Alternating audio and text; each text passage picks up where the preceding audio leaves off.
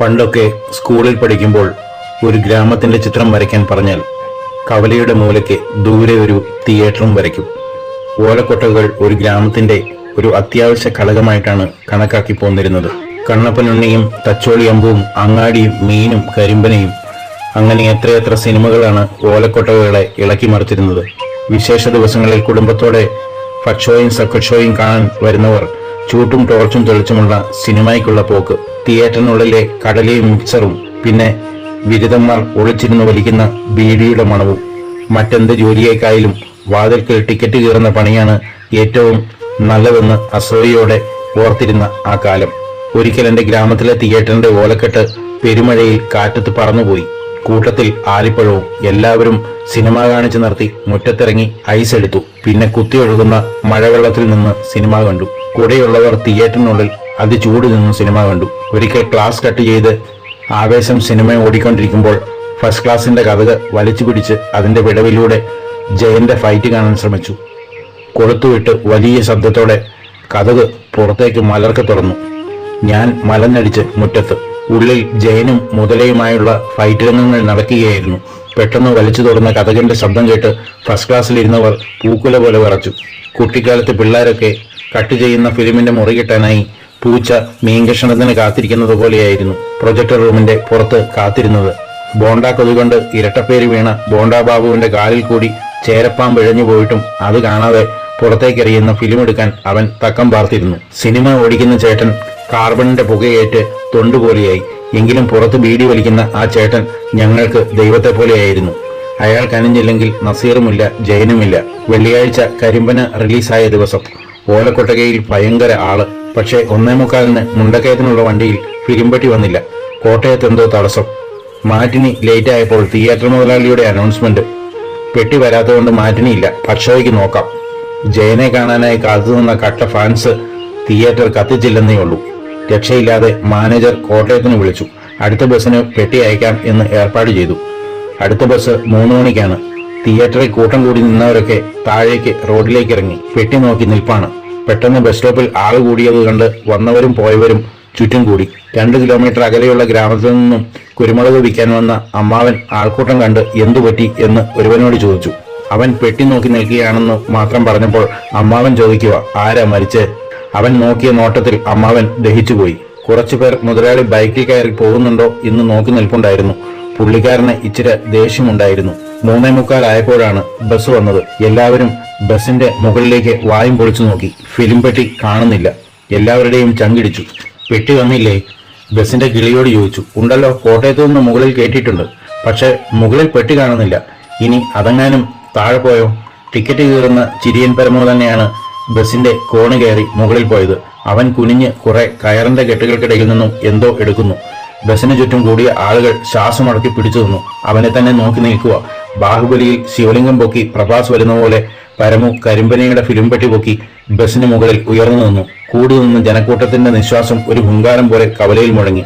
കരിമ്പനയെക്കുറിച്ചെന്നല്ല, സിനിമയെക്കുറിച്ച് തന്നെ ABCD അറിയാൻ മേലാത്തവർ ആ പെട്ടിക്കകത്ത് എന്തായിരിക്കാം എന്ന് ആലോചിച്ചു തലചൊറിഞ്ഞു. ജനക്കൂട്ടം കൈയടിച്ചു. ചിരിയൻ പരമു ജയനെ പോലെ വീണ്ടും ചിരിച്ച് കോണിയിറങ്ങി. അവന്റെ ചിരി കവിളുവഴി ചെവി വരെ എത്തി. പരമു ഈ ലോകത്തിലെ ഏറ്റവും വലിയ നിധിയെപ്പോലെ കരിമ്പനയുടെ ഫിലിം പെട്ടി തലയിലേറ്റി മുന്നിൽ. മാറ്റിനിക്ക് വന്ന മുഴുവൻ ആൾക്കാരും അവന്റെ പുറകെ. ആരാ മരിച്ച് എന്ന് ചോദിച്ച അമ്മാവൻ ഈ ഘോഷയാത്ര കണ്ട് അന്തം വിട്ട് കുരിശു വരച്ചു. കുട്ടികൾ പരമുവിനെ തൊട്ടും തലോടിയും നടന്നു. പരമുവിന്റെ ഭാഗ്യം, നമ്മുടെ ജയേട്ടനാണ് തലയിൽ. ആ ചിന്ത അവരെ പുറകം കൊള്ളിച്ചു. ഭിത്തിയിൽ ഒട്ടിച്ചിരുന്ന ജയന്റെ പോസ്റ്റർ അവരുടെ ചുവടുകളുടെ താളം തെറ്റിച്ചു. ആൾക്കൂട്ടം തലച്ചുമടായി ഫിലിം പെട്ടിയുമായി വരുന്നത് കണ്ട് മുതലാളി പ്രൊജക്ടർ റൂമിലേക്ക് പാഞ്ഞു. പെട്ടെന്ന് റെഡിയായിക്കോ, താമസിച്ച ഇവന്മാരെ തിയേറ്റർ കത്തിക്കും. കഴുത്തിലെ കൊന്തയിൽ പിടിച്ച് മുതലാളി പ്രാർത്ഥിച്ചു, ദൈവമേ കരണ്ട് പോകല്ലേ. തിയേറ്ററിന്റെ പുറത്തെ വണ്ടിയിലെ കടലക്കാരൻ വറുത്ത കടല പൊതിഞ്ഞു വെക്കാൻ തുടങ്ങി. പെട്ടി പ്രൊജക്ടർ റൂമിലേക്ക് പോയപ്പോൾ കുട്ടികൾ എല്ലും കഷ്ണം നോക്കിയിരിക്കുന്ന പട്ടിക്കുഞ്ഞുങ്ങളായി. ഒരു ഫിലിം കഷ്ണമെങ്ങാനും കിട്ടിയാൽ ലോട്ടറിയാ. കാരണം ജയന്റെ പടമാ. അത് കിട്ടണമെങ്കിൽ ഇച്ചിരി പാടാ. ഫിലിം റോളുകൾ ചക്രത്തിലിട്ട് കറക്കി പൊട്ടലുണ്ടോ എന്ന് നോക്കുന്നുണ്ട്. ഇടയ്ക്ക് കട്ട് ചെയ്ത് ഒട്ടിക്കുന്നു. 4 മണിയോടെയാണ് പടം തുടങ്ങിയത്. ഓലക്കൊട്ടക ഹൗസ്ഫുൾ. അന്ന് ഫസ്റ്റ് ഷോയും സെക്കൻഡ് ഷോയും തീർന്നപ്പോൾ പാതിരായി. മാറ്റിനിക്ക് ആള് കൂടിയിട്ട് ചായക്കടയിൽ നിന്ന് ബെഞ്ചിട്ടും ആൾക്കാരെ ഇരുത്തി.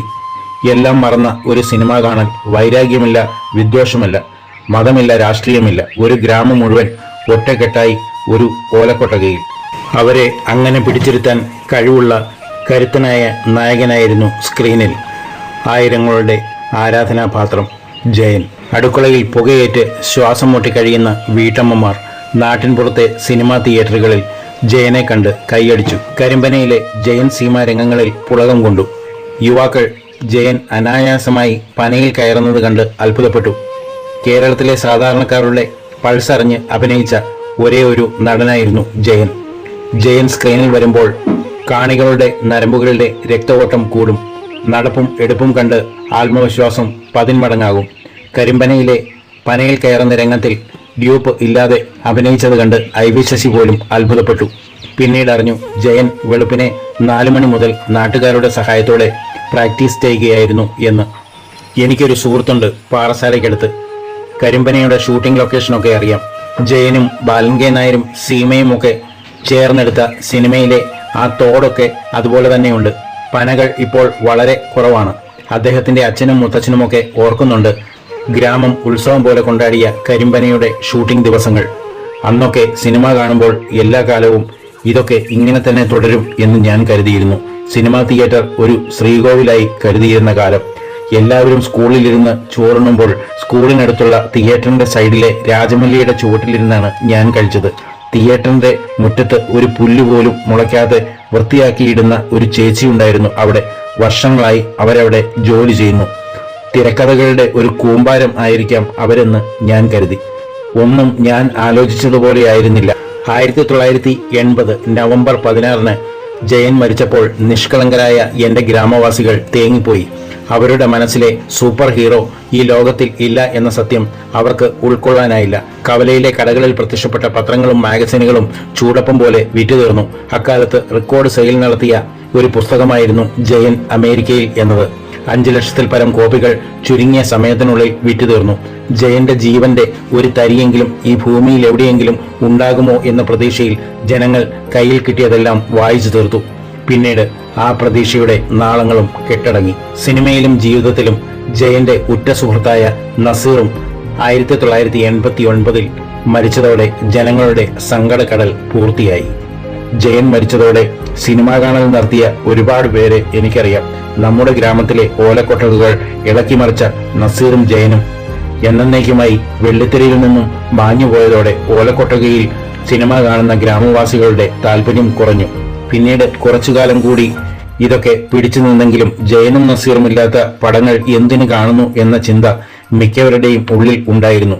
ജയന്റെ മരണശേഷം ചിരിയൻ പരമുവിന്റെ ചിരി അപ്രത്യക്ഷമായി. ആ ചിരിയുടെ പുറകിൽ ജയനായിരുന്നു എന്ന് എനിക്ക് മനസ്സിലായി. തിയേറ്റർ വൃത്തിയാക്കിയിരുന്ന ചേച്ചി എങ്ങോ അപ്രത്യക്ഷമായി. മുറ്റത്ത് പുല്ലുകൾ വളർന്നു. ബീഡിക്കുറ്റികൾ ചിതറിക്കിടന്നു. തിയേറ്ററിലേക്ക് ആൾക്കാർ വരാതായി. പുതിയ സിനിമകൾ ജനങ്ങൾ കോട്ടയത്ത് പോയി കാണാൻ തുടങ്ങിയതും DVD-യും VCD-യുടെയും ഒക്കെ വരവും C ക്ലാസ് തിയേറ്ററിന്റെ തകർച്ച പൂർണ്ണമാക്കി. ഒരു കാലത്ത് രാജാക്കന്മാരെ പോലെ തിയേറ്ററിന് മുമ്പിൽ വിരിഞ്ഞു നിന്നിരുന്ന മുതലാളിമാർ ആളുകയറാത്ത കൊട്ടയ്ക്ക് മുന്നിൽ പുതിയ പദ്ധതികൾ ആലോചിച്ച് തലപുകച്ചു. ഒരു കാലത്ത് ഹൗസ്ഫുള്ളായി സിനിമ പ്രദർശിപ്പിച്ച കൊട്ടകയിൽ മിനിമം 10 പേരെങ്കിലും വേണമെന്ന് മുതലാളി പറഞ്ഞു.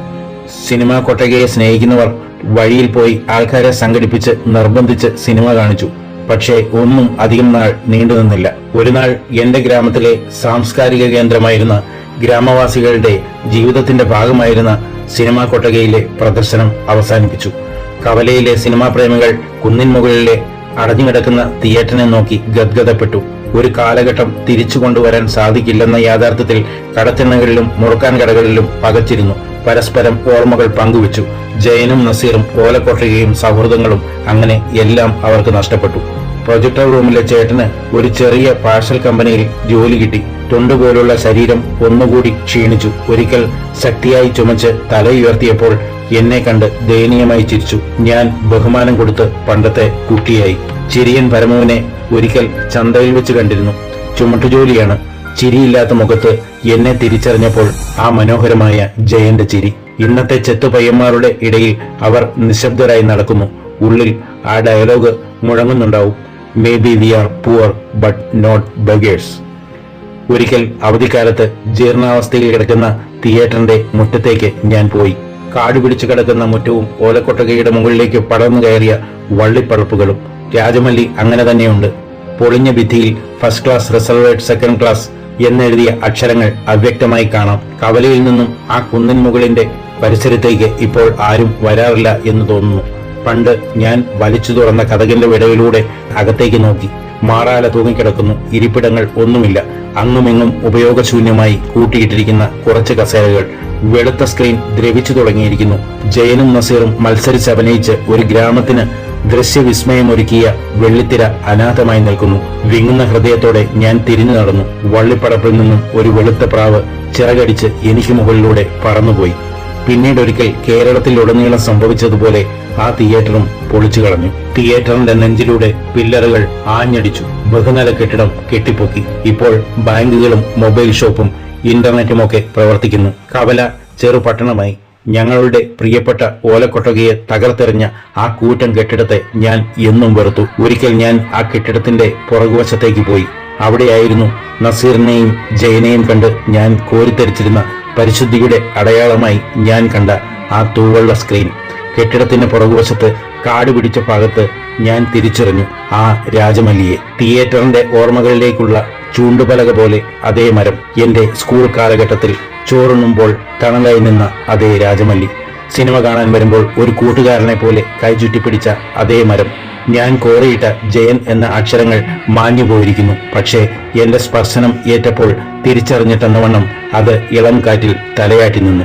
തിരിഞ്ഞു നടക്കുമ്പോൾ ഒരിക്കൽ കൂടി ഞാൻ ആ മരത്തിനെ നോക്കി. അടുത്ത വരവിന് അതവിടെ തന്നെ ഉണ്ടായിരിക്കണമേ എന്ന് പ്രാർത്ഥിച്ചു.